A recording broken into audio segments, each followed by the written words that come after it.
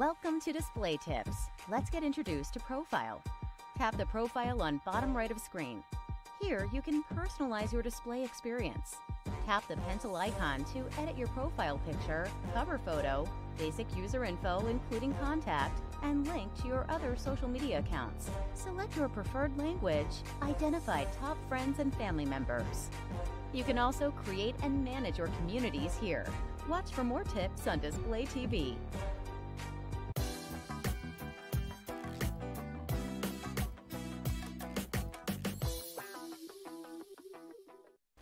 Hey everyone, welcome back to Display TV. I'm your host, Sarah Pribis, and we've just been talking with our very first guest in a very long time. His name's Mark Foote.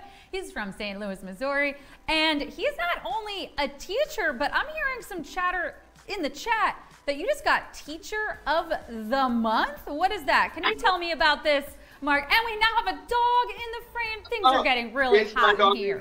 Hey. Hi. What's this Teacher of the Month? Tell me about that. Yes, I am Teacher of the Month. I've been working in school for 3 years, and I have been busting my hump. And like finally, I've been recognized for just all the awesome work. And one of the things that I have been starting before was the Scholarship Hub. That's another community where I have been trying to get the different schools to invite their students to show them how to use the internet correctly. Well, in a more positive way. So we're about to start a Positivity Breeds Positivity, and I would say things like that is what does kind of contribute just not to my online life, but to my real life. The things that I do on display actually have helped me in my real life. Little things like this help me become Teacher of the Month. I love this. That's so, congratulations. And everybody in the chat right now. Yes, Kathy Davis is saying congrats. Lauren Killer's giving you the hands up. So yeah, huge congratulations to you. We're so happy, to have you in the display community as well. And clearly, you're doing great things in your own community. I want to show off some of your content because for anyone that's just tuning in, Mark's been on display for forever. He really knows how to use this app. He's setting a great example for people as to how you earn money, how you connect with your community, and really show people the ropes. So let's take a look at some of what Mark's posting that really is that authentic stuff that we were talking about. You just posted this morning. Talk to me about this hashtag, because you started this, right? All right, My Sky Right Now. Yep. I started that a long time ago, and it took off a while ago. My Sky Right Now is exactly what it sounds like. It's a picture of my sky right now, unfiltered, untampered with. I want people to see what I am doing, where I'm at. Most of the time, you won't see me in it. It's just, hey guys, I'm on my way to work. Oh, pretty sky. Click my sky right now. It's a good reminder for anyone because, I think sometimes we rack our brains thinking we have to have this beautiful content that, like, again, what we see on our day-to-day is not special enough, right? So I love that you're setting the example for people to post what's accessible to them, right? So everyone, utilize that hashtag, My Sky Right Now. I encourage you tomorrow or even tonight, maybe you have a beautiful nighttime sky, maybe it's morning where you are, go snap a photo out your window and use that hashtag, My Sky Right Now, and tag Mark, tag him so he can see it. I will look at it, support, and if I can share. I only got 12 shares a day, so make it a good one. Make it a good one. Let's take a look at your next photo. All right, I recognize this guy. I recognize, tell me about this. That's you. All right, that's my dog named Dog. Yes, Doug, like Doug, but with a O. We got Doug from a foster shelter, St. Louis Stray Rescue, and he has been an amazing dog for the last year. And he's right here with me right now. He's not very active. He likes to sit and lounge and lay around. And for other people, here's something I'm about to do, and hope it'll work. Since the Stray Rescue, they're always taking donations. I'm going to try to talk to the people at the Stray Rescue place and say, hey, you are a 501c3 charity. I know this great site where if you post pictures of your pets, your dogs, or your cats, they could get adopted. And in the process, you can actually raise a little bit of money to help the pets here and help my students at school. Mark, you're so great. I love the way that your brain is thinking. You have such a good heart. And I'm so glad we got to meet Doug in the flesh. What's up? All right, let's move on to our next photo. We've got, okay, so I love this because if you look closely, you can see Doug in the background eyeing up those chicken tacos. And again, what I love about this is that, you know, this is not like your prettiest, gorgeous, like aesthetic picture, right? This is your plate of tacos on Taco Tuesday, you know? But what makes me laugh truly is like that little extra special touch that you see with Doug in the background. It's so perfect. I would say, if you check out a lot of my pictures, I deliberately have Doug is in the background of a lot of my food pictures. He will not go into the kitchen while I'm cooking. That's why I love him. No pets in the kitchen when we cook. So he'll sit at the doorway and just wait to see what we put on the plate. I love it. All right, we got another one for you. Let's see. Okay, so we've been watching some of your plants grow, which I think is really cool. We've been sort of following along in this journey. So tell me a little bit about this. All right, watch me grow. That is a project I started back in 2014, I want to say. My students in school, as a creative writing teacher, I try to give them inspiration. I try to let them connect with something. And they always say, I don't have anything to write about. I'm like, well, you know what? Here's a plant. Look at this plant, take 5 minutes and see how this plant relates to you, and then write about it. And then from that idea, I carried it to online, and then day after day after day, I have my students reflect on how their lives reflects with this plant. All right, how is the sun affecting the plant? How does the sun reflect on you? How does the neighborhood the plant is growing in? How does your neighborhood help you grow? And we actually had my principal say we could post it online. So as my students were doing their schoolwork, they were actually building a scholarship for themselves. If I haven't said it already, I'm about building scholarships for my students. You're amazing. I want to invite you, because I don't know if you know this, but I do this like trivia thing every night where like I'm kind of a teacher as well, because I like to think of myself as a teacher, and the fact that I'm teaching random facts, right, for money, for $500. That's an easy way to get to get people to learn, right? Throw money at them. Now, if you donate that $500 one day, that'd be great. I want to ask you to be a special part of our practice question tonight. All right. I thought this might be fun. So what we're going to do for everyone who's here, we got trivia starting in about 7 minutes. So we are going to have you folks, we've got a real live teacher here and we got a fake teacher here, and we're going to ask you folks to answer this trivia question, and then I'm going to reveal the correct answer. Mark, you can be put on the spot. You don't have to be. It's totally your call. But friends, we're going to load up question 8 for no points, no money, no loss. I want you to do your best to answer this question, and then I'll reveal the correct answer. Okay, here we go.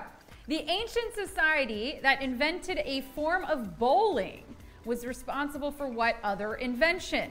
The weekend, toothpaste, or gunpowder? I'll say it one more time. So the ancient society that invented a form of bowling was also responsible for what invention? Are we talking the weekend, toothpaste, or gunpowder? Mark, again, I don't want to put you in the hot seat because I didn't tell you we were doing this, so you can choose to answer or not. I'm choosing between, see, I know in trivia, I can only get one answer. I'm thinking toothpaste or gunpowder. I'm going to go with gunpowder. Toothpaste. Toothpaste! I was like, oh, he's going to get it, he's going to get it. We were looking for toothpaste, friends. If I was playing trivia, would have got it wrong. You know what I will tell you? You were in good company, Mark, because the majority got it wrong. Actually, only 17% got it right tonight. Only 17%. So there you go. But for everyone that is playing right now and planning to play trivia in a bit, the correct answer is toothpaste. We are talking about Egyptians here. Egyptians invented a form of bowling. They're also responsible for the first versions of toothpaste.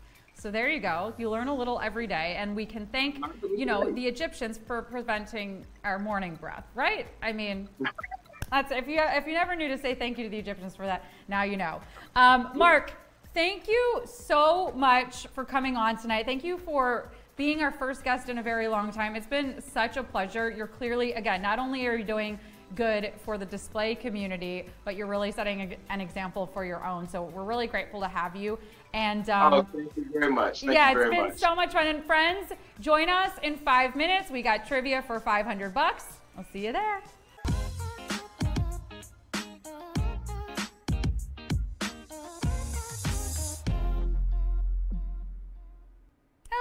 everybody, and welcome to an all-new game of display trivia. I'm your host, Sarah Pribis, and wow, what a day we are having over here at Display Headquarters in New York City. It might feel like just another boring Wednesday, and friends, that's because it is. It is just another boring midweek day, and that is what makes it so special. No more looking for future things to celebrate. Let's enjoy life right now as it is. Let's celebrate the mundane. Here's to you, plain white crew socks. You get the job done day in and day out. And here's to you, sensible glass of water. Sometimes you're just the thing that hits the spot. The most boring thing of all, rules. But you know we need them to make the game work, so here they are. You'll have 10 seconds to answer 10 questions each. When the question appears on your screen, choose carefully, because once you tap, there's no going back. If you get one wrong, though, just keep playing, okay? We love having you here. Make sure you're connected to Wi-Fi and that you're holding your phone vertically. Your winnings will appear in your display bank account if you're actively posting and have your profile all set up and ready to go. Speaking of ready to go, that's what I'd like to make sure all of you are. So let's test the waters. For no points at all, tell me, would you rather stick to the script, stick up for the little guy, or stick it to the man? Let's see. All I have to say is that is a lot of stick. And I hope someone has Clorox wipes ready to clean it up afterwards. I have babysat for a lot of toddlers, a lot. And those wipes, those are magic. Those will get the stick off. All right, 37% of you say stick it to the script, stick to the script. 37% stick up to the guy. All right, okay, well, I don't know about you. I'm ready to make the ordinary extraordinary. Let's go. It's time for display trivia.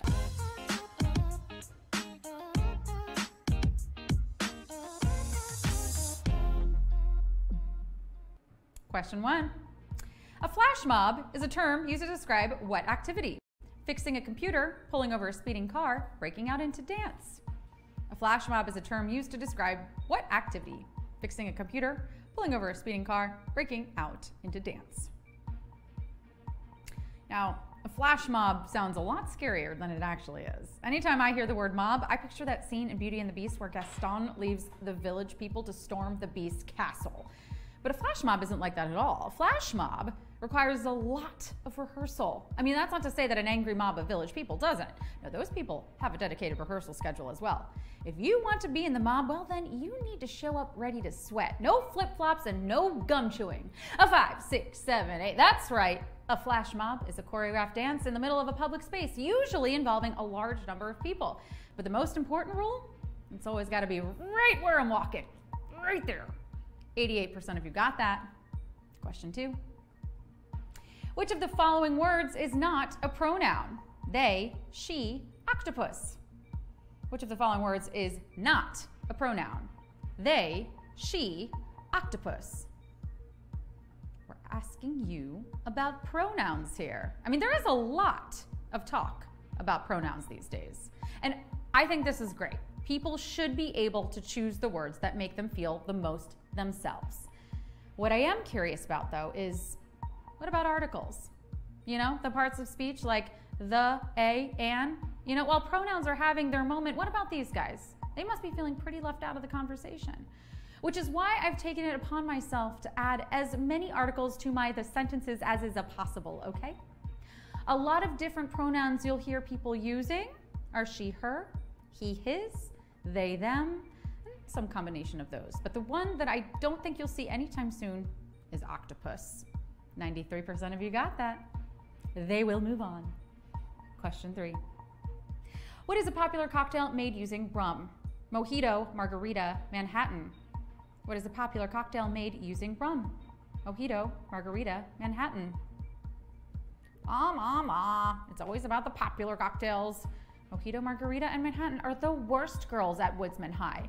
Their dads are top shelf, and they think that makes them better than everyone else, always picking on the uncool kids like hot toddy and mulled wine. And margarita is the worst of them all. I am talking ice cold and even salty. Manhattan is pretty bitter too, and Mojito is a little sour, but you get the 3 of them together and they'll really stir something up. For cocktails that don't use any habanero infusions, they can be pretty spicy. But of the 3, Mojito is the only one here traditionally made with rum. 87% of you got that. Question 4. Feet that turn inward are usually described using what bird? Emu, pigeon, turkey. Feet that turn inward are usually described using what bird? Emu, pigeon, turkey.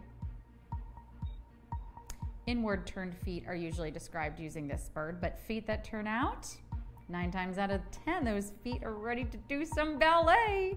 And ballet, very easy. I cannot overstate how easy ballet is because you only have to learn 5 positions for your feet. And once you got that, well, you are ready for your solo in Swan Lake, baby.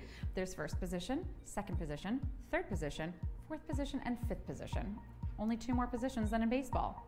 That's what baseball uses, right? Positions? Okay. Look, the only teams I've seen compete in any sport are the Sharks and the Jets, so it's not really my area. But I do know that feet that are inclined to turn in are usually referred to as pigeon. But once you turn those babies out, you are ready for Swan Lake. 91% of you got that. Question 5. All of the following can be used as a sugar substitute except monk fruit, nutritional yeast, stevia. All of the following can be used as a sugar substitute except monk fruit, nutritional yeast, stevia. A substitute's basically just a thing that stands in or takes the place of another, right? Similar thing to just like a substitute teacher at school, except, wait, those weren't just like teachers. They were better than teachers. When a sub came in, oh man, that meant no work, just movies. If it was American history, you watched Forrest Gump, Spanish class, El Rey Leon, baby. The only one I didn't get was The Passion of the Christ for science. I mean, I did go to a hardcore Bible school, but other than that, everything was super normal. Hey, nuns, can I reveal the answer without getting my hand slapped by a ruler? Super. Monk fruit and stevia are both sugar substitutes for a lot of gluten-free or keto folks. Nutritional yeast, well, that's used in a lot of vegan cheese flavorings. 90% of you got that. We're halfway there. Question 6. Which of the following horoscope signs is incorrectly matched with its symbol? Gemini twins, Sagittarius archer, Capricorn ram. Which of the following horoscope signs is incorrectly matched with its symbol? Gemini twins, Sagittarius archer, Capricorn ram. Horoscopes get a lot of flack for being a pseudoscience. They don't get taken seriously because they're made up. But I don't know why that has to be an insult. You know, some of my favorite things of all time are made up. For instance, The Sound of Music, one of my favorite movies of all time, and that is totally made up. You really think a family has 7 kids and all of them are good at singing? Please. In my family, I'm the only person who can carry a tune. At least, I think. I mean, I can never hear anyone because I'm always singing over them. Say what you want about astrology, but at the end of the day, even if you don't buy into it, it can still be pretty fun. And the only inaccurate pairing here is Capricorn, who is actually a sea goat. See? Totally real. 78% of you got that.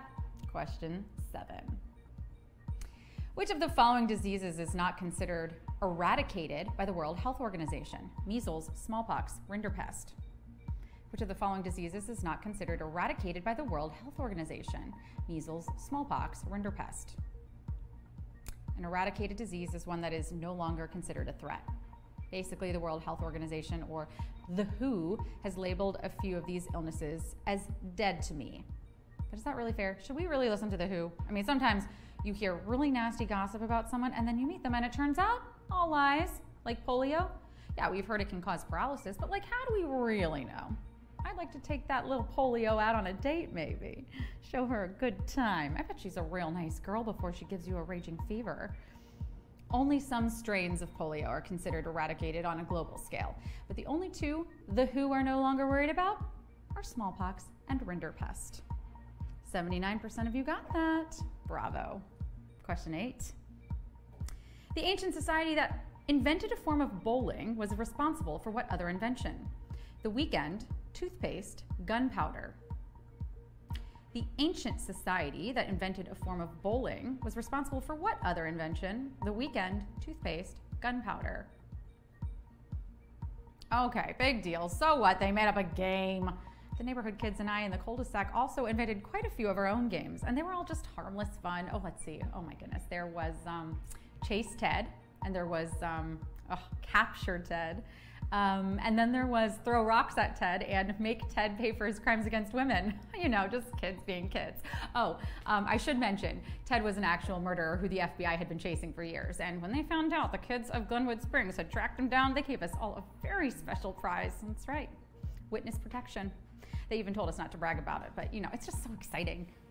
Anyway, the game was bowling, first invented by the ancient Egyptians, who also very generously gave us toothpaste.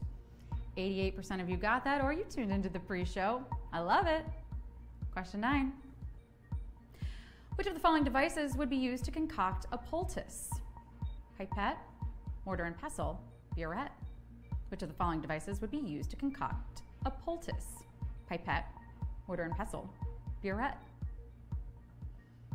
Now, I'm no recipe maven, so I'm probably not the person to talk about concocting a poultice, but I have this killer buffalo chicken dip that you would not believe, and it is so simple to make. Okay, so just buy all the ingredients, prep your crock pot, and then tell your boyfriend to make it for you if he ever wants to see his dog again. Penny is his best friend and a feisty little lab mix. Surely he'd rather have to spend a few hours in the kitchen than live without her forever, right? Right, Mike? Say I'm prettier. A poultice is a healing mixture, usually made of crushed up herbs and applied to the skin.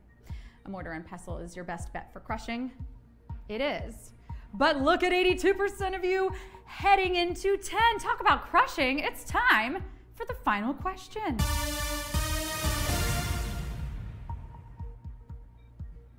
Question 10. Which of the following poems was written by an author whose daughter is known as the first computer programmer? The Wasteland, Don Juan, Ode to a Nightingale. Which of the following poems was written by an author whose daughter is known as the first computer programmer? The Wasteland, Don Juan, Ode to a Nightingale. Yeah, you heard that right. His daughter was the first computer programmer. Big shout out to all my ladies in STEM. STEM is short for science, technology, engineering, and math. But it's also that thing that you pluck when you want a pretty little flower. Okay, now I'll use this flower for some science. He loves me, he loves me not. He loves me, he loves me not. Well, there has got to be an easier way than this. Could anyone just match me with my perfect person based on an algorithm that reduces my complex human behavior down to a bunch of O's and ones? Ada Lovelace could, because she was the daughter of poet Lord Byron and wrote out what is considered by many to be the first computer program. Oh gosh, and I can barely get caught up on my email. I really should circle back to that. Don Juan is it. 73% of you got that. Well done on a Wednesday. How did you do? Shout out those scores. I'm so impressed. You came, you slayed, you displayed your knowledge, and you are gonna get paid. Stay active in the app. Keep checking your display bank account, and as always, you gotta post, right?